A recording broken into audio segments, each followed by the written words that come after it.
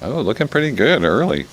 Well, I'm pleased to be joined this morning by Director of Law Wally Dietz and Tyler Yarbrough, who I announced yesterday as our next appointee to be Director of Law. The role of Director of Law is critical for any administration, but it's been especially important over the last several years as Nashville has experienced unprecedented attacks on our self-governance.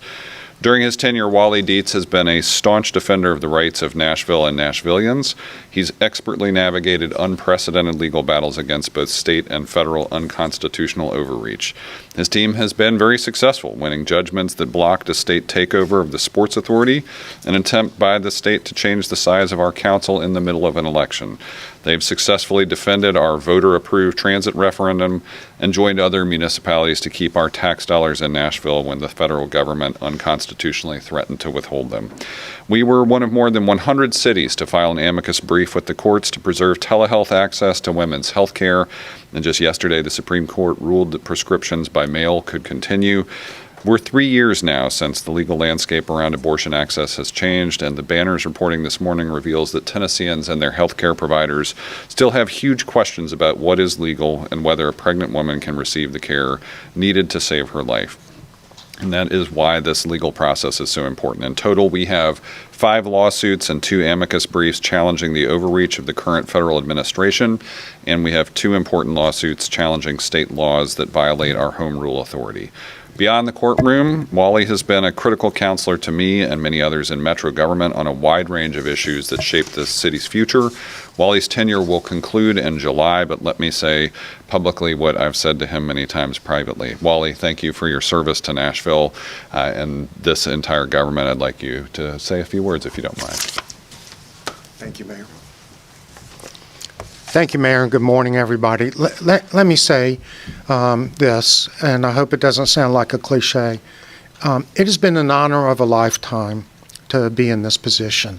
I am so grateful for the opportunity that I've had over the last 5 years now to serve the metropolitan government, 2 mayors now.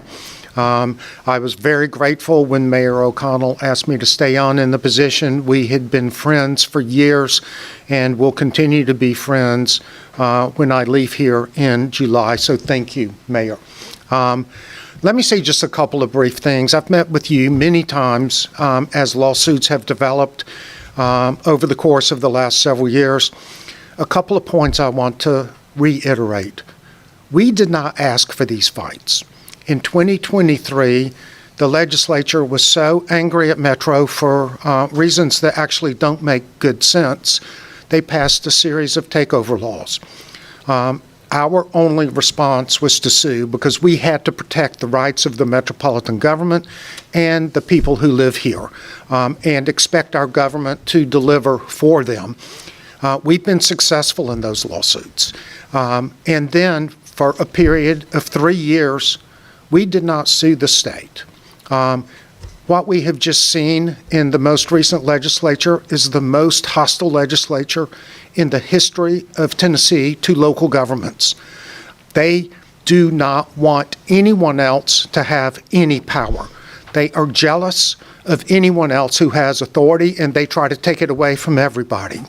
We have taught them a lesson about not picking on Nashville alone. I'm hopeful that the fact they are beginning to attack other local governments will result in resistance across Tennessee to this egregious legislative overreach. On the federal side, we have been very successful in our litigation against the Trump administration with the help of the Public Rights Project, and we will continue those matters, and I'm confident that Tyler will be a fierce protector of the metropolitan government. Thank you. Well, Wally, your service to Metro has been exemplary and has made an impact that so many of us feel, and I'd say your retirement is well earned. The attacks on our sovereignty are real and happening more frequently than at any time in my life, for sure, and it's critical to have a fierce, principled, steady hand guiding our legal strategy. So when Wally shared with me his news of intent to retire, I knew I needed to find someone who could push forward the steadfast defense of our city that Wally so successfully shepherded. Tyler Yarbrough is that someone. She is an exceptional choice to follow Wally as the Director of Law. She has the management experience, legal talent, and tireless commitment to justice that will make her both a formidable defender of Nashville's rights and a trusted counselor to Metro. Her work to advance reproductive health care policy for women in Tennessee and her experience as an assistant public defender means she knows what it's like to stand in the gap and fight for people who sometimes don't have anyone else on their side. In this role, she'll be a fierce defender of the rights of the more than 700,000 people who call Nashville home. We know these lawsuits and briefs are complex, and many will linger well past Wally's tenure here. That includes the recent challenge filed to the state's redistricting plan. People should choose their representatives, not the other way around. What happened last week does not make our democracy stronger. I'm delighted to have such great talent joining Metro to focus on basic constitutional principles of democracy. So, Tyler, welcome. We've got important work ahead, and I'd like to invite you to say a few words as well. Thank you. Good morning. I'm Tyler Yarbrough. I'm incredibly honored by this appointment by the mayor, and really honored in particular by the confidence that both Wally and the mayor have expressed in me and in my ability to do the work ahead. I recognize that I come to this role at a very challenging time. And Wally has done an exceptional job standing up for Nashville and its citizens from unconstitutional federal and state overreach. He has really set the standard and been a model for how cities can use the power of the courts to defend itself and to protect its right to self-governance. That defense of Nashville is his legacy from being director of the Department of Law. My career has been focused in public service and courtroom advocacy, so I am ready to continue down that path that Wally has so skillfully laid. He's also talked so many times to me about the wonderful staff here and the people he's worked with at Metro Legal, and I'm excited to work with the Department of Law. This will actually, as the mayor mentioned, be my second stint as a Metro employee. I started my legal career serving 6 years at the Public Defender's Office here, which is what I consider to be one of the best public defender's office in the country. And one of the things that I loved so much about that job was working with Metro employees and public servants every day. People in courts, court clerks, sheriff's officers, police officers, probation officers. I loved that part of the job. And so I'm really excited to rejoin Metro and re-engage in the work of the city and in particular the protection of its citizens. So thank you, Mayor. Thanks. And one of my favorite things that Wally has said about the Department of Law is his expectation that it is the best law firm in the city. So, Wally, thank you for helping forge that. And Tyler, we're excited to have you come lead that process. We expect to begin the Metro Council confirmation process in June. Wally intends to serve as Director of Law through July 16th. So I want to extend my thanks to both of you for your willingness to serve Nashville. This week, the Metro Council started their department hearings for the annual budget, and y'all can take a break because we're going to switch gears. These are important opportunities for council members to learn directly from department leaders and our administration about how my recommended budget addresses critical needs like housing affordability. The largest household cost for most Nashvillians is housing, so our work to make the city more affordable means making housing more affordable for more people. The Unified Housing Strategy, or UHS, which we unveiled last year, gives us 7 clear strategies to address our affordable housing needs, from building new housing to stabilizing people in existing homes. In year 1 of the UHS, we laid the foundation with a more than $45 million investment from our recommended fiscal year 2026 budget, which is finishing up right now. If year 1 was about laying the foundation, then year 2 is about building the house. My recommended FY 2027 budget invests a record $69.5 million into the Unified Housing Strategy, a 150% increase over year 1. This allows us to scale the tools that are working and introduce new and expanded tools to build and preserve more affordable housing and serve more Nashvillians. Those 2 budgets combined, since having the U.S. in hand, have focused on alignment between the strategies detailed in the UHS and the funding available. In year 2, we're investing $22 million, the largest amount ever from the general fund, into the Barnes Housing Trust Fund. That should create or preserve 450 to 500 affordable homes. We're investing $7 million to create a new subordinate loan program, a critical new financing tool that will lay the foundation for our first affordable housing bond program. Unlike a grant, these are funds that are loaned over the life of a project, allowing us to recycle dollars into future affordable housing projects. We're expanding capacity for pilots, our payment in lieu of taxes program. The mixed income pilot will support 400 to 450 income restricted homes and multifamily properties that would otherwise have none.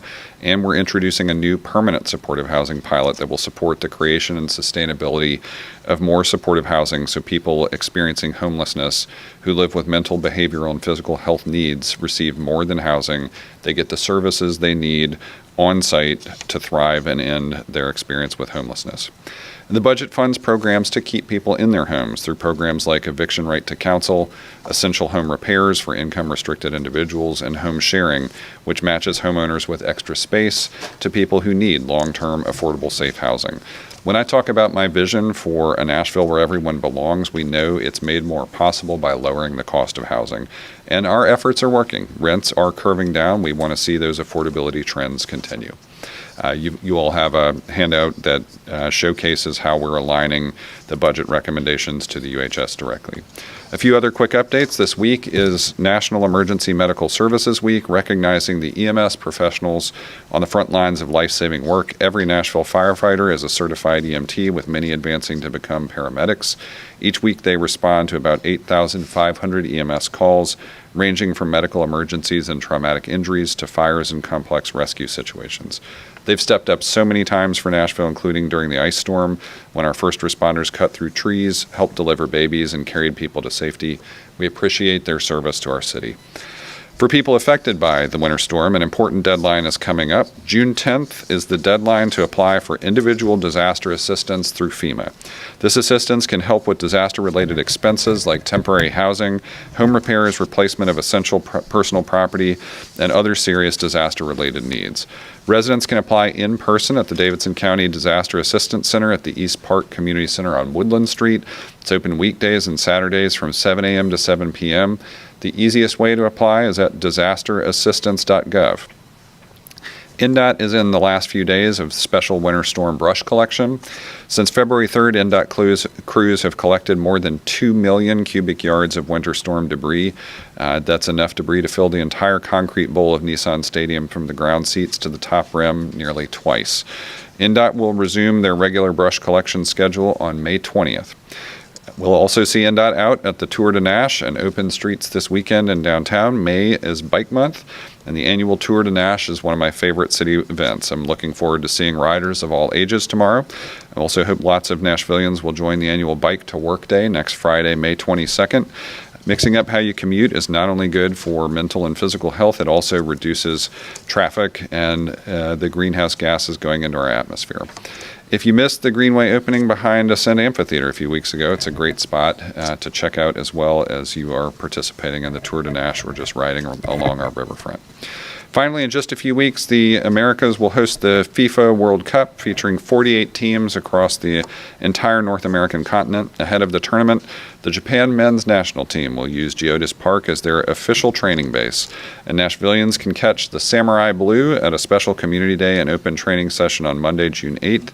Japan's team is the highest-ranked nation in the Asian Football Confederation and currently sits at number 18 in the FIFA World Rankings. Looking forward to witnessing the creative magic of Take Kubo and others as they train for their first big match against the Netherlands. And with that, I'm happy to take questions. Yeah, you're right. The new anti-immigrant legislation regarding 287G mandates the sheriff must collaborate with ICE. In recent days, the immigrant community have feared about Metro Police Department can collaborate with them. During a previous briefing with Metro Police, I asked him to Commander Lara if they continue to sustain the stance of the not collaborating with us. He replied, depends of attorney diets analysis. So about the new law, I want to ask the attorney what is his opinion of this matter, because post of the sheriff office say that new law not applying to Davidson County. Yeah, let me jump in, and Wally, I will invite you to come in to talk about this too. One, I have stood beside Chief Drake multiple times as he has asserted that our local police department does not want to and will not participate in immigration enforcement. They are not obligated to under either state or federal law. There has been at least one complicated incident of a multi-law enforcement action that involved the serving of a criminal warrant that also had the further complexity of a pedestrian getting struck by a vehicle. I have reviewed the emergency communications chatter there, but this was not an incident of MMPD collaborating with ICE. Wally, I might invite you to talk about your perspective on 287G and its applicability both to MMPD or not, and Davidson County Sheriff's Office. Thank you, Mayor, and I've had a lot of questions this week along those lines. Let me reiterate what the mayor has said. Chief Drake has told me repeatedly he has no interest in performing immigration enforcement activities. His team is not trained for it, they don't have the resources for it, and they frankly don't want to do it because they believe it interferes with their relationships in the community. So that has been consistently the position of the Metro Nashville Police Department. And I've seen no variation from that, even in the last year and a half, which have been difficult. On 287G, there is no law, federal or state, that requires our police department to sign a 287G agreement. So there's no need for them to.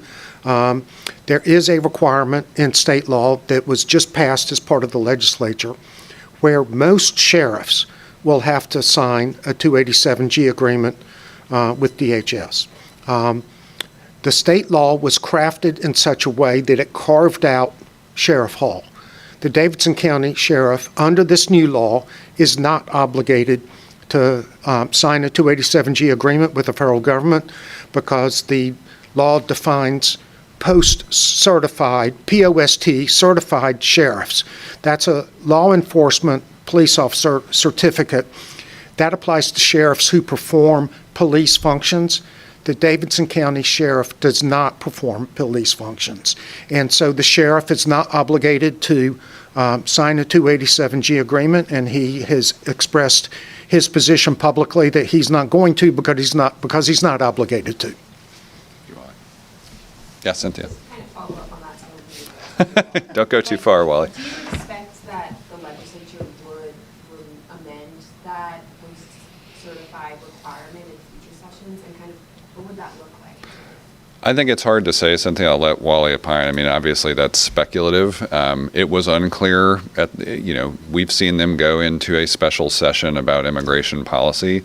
This session, they did seem to be coordinating with federal immigration policy more than I think probably a lot of people expected. But the things that were initially anticipated, not all of them reached the finish line. And so I think in some ways there's a sense of relief around that for people who didn't agree with that, the policy approach. I don't know what they're going to do. And Wally, I don't know if you've talked to any lawmakers yet. No, I have not, and I agree with the mayor. It's unpredictable. It just depends what other priorities are on the agenda. It will be a new legislature because we have elections in November, so it's hard to say.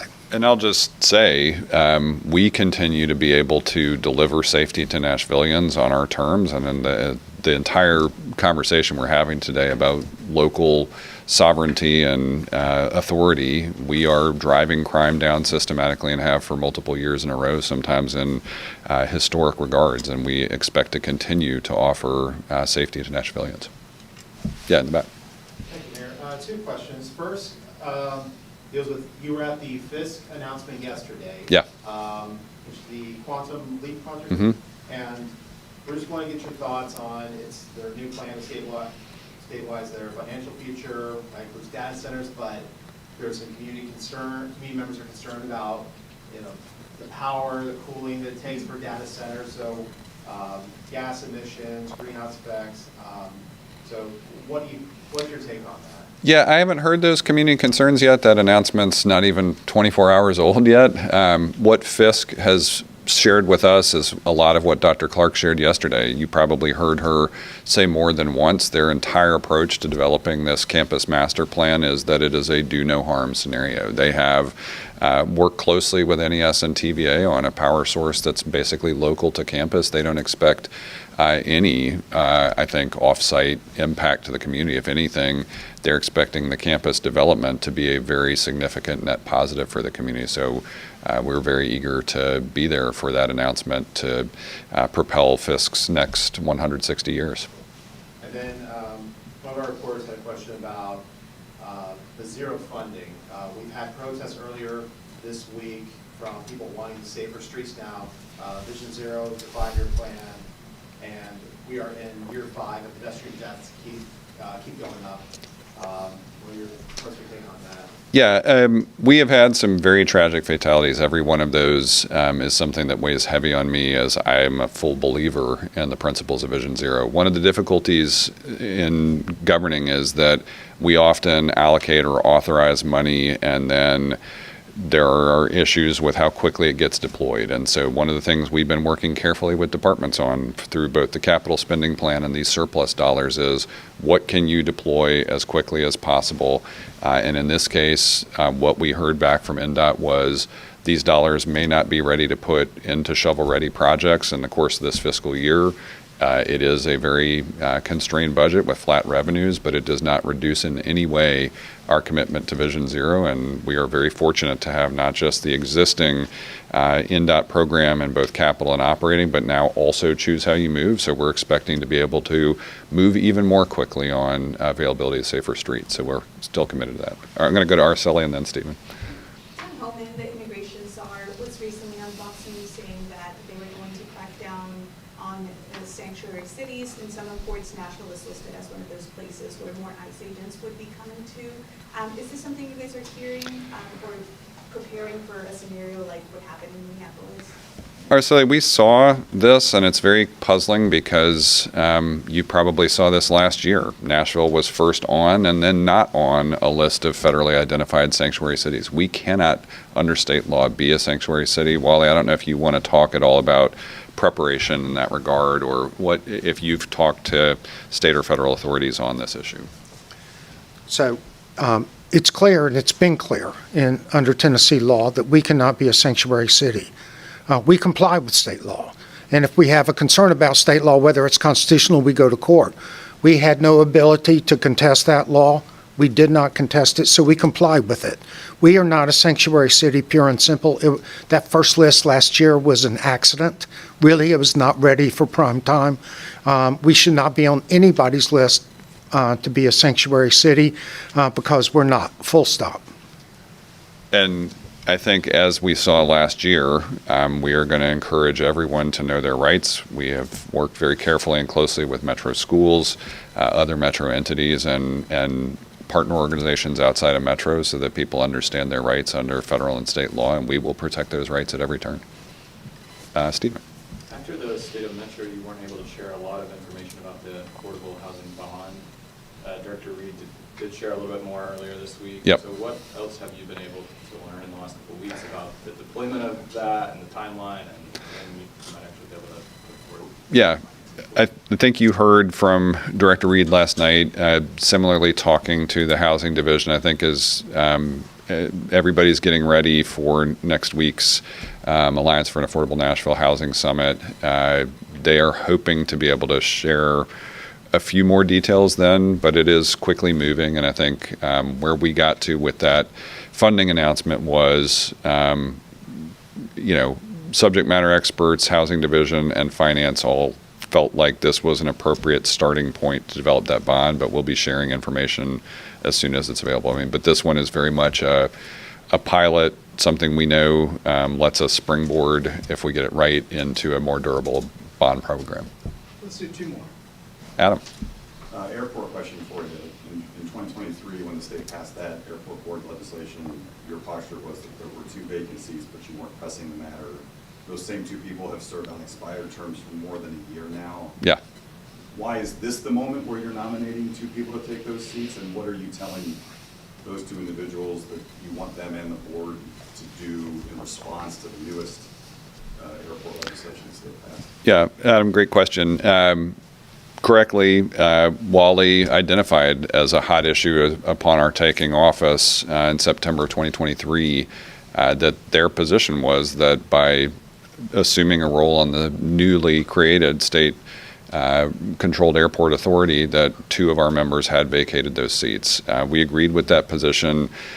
Felt like it was very important as we got started, as the courts, I think, correctly returned to us local control, that we start focusing more on airport safety, operational continuity, strategic expansion, really the success of the airport that I think passengers overall understand, and did not want to get into complex litigation over whether either of these members would remain there. What has happened since is we tried to demonstrate to the state as a partner, as well as to the airport, that we wanted to be responsible stewards of all of those things: safety, operational continuity, strategic growth.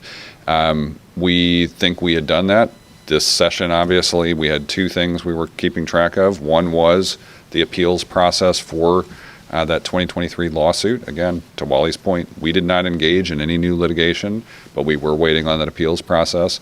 Just as it looked like, after final arguments might have been heard, that they would issue a ruling, the state decided they would take over all airports across Tennessee. I think this is a bad outcome for every city and region these airports serve.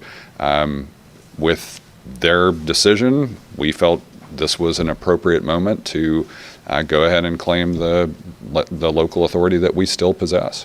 I do think it is important. You've seen in the Metro Council, they have already expressed on behalf of the city that this is not something we support. I would be very satisfied if the Metro Nashville Airport Authority this time around made a decision to express its opposition to the state takeover. One more. Oh, Araceli's again? Waymo has recently been making headlines. Have you been on one? Wondering, have you had any talks with representatives about what some of the problems that have been kind of on video, caught on video? I have not ridden in a Waymo. One of the things that was important for us was to secure the ability for Metro Nashville Police to be able to issue citations to these vehicles if they violated local traffic laws. We did secure state regulatory authority to do that limited function. Waymo, I know, has worked with our Nashville Department of Transportation and MMPD, but I would say I'm aware of multiple different I'd say interesting incidents that have occurred with Waymos on Nashville streets so far. We would love to have a little more local regulatory authority there.